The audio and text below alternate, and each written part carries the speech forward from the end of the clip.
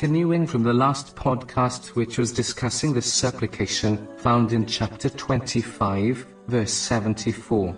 Our Lord, grant us from among our wives and offspring comfort to our eyes, and make us an example for the righteous.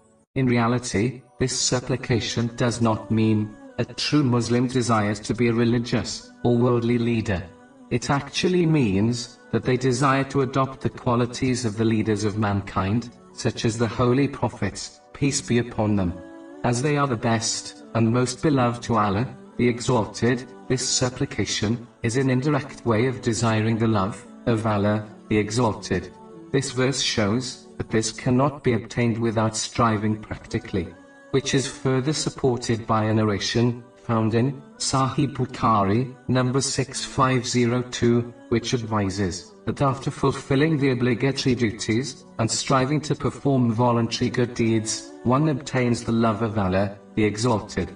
Therefore, a Muslim must strive to perform all the things loved by Allah, the Exalted, and abstain from all things disliked by Allah, the Exalted, if they desire to adopt the best characteristics and become a beloved of Allah, the Exalted.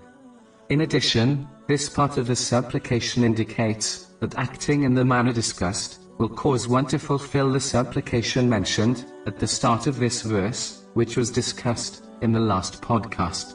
It is the desire to have a pious spouse and children, so that they become a great asset for a Muslim, instead of a burden. This part of the supplication can also mean that the true servants of Allah, the Exalted, desire and strive to fulfill the important duty of commanding good and forbidding evil, so that they are rewarded for those who heed and act on their advice. This has been advised in a narration found in Sahih Muslim, number 2351. And as indicated by this narration, the pious fear becoming a cause of the misguidance of others.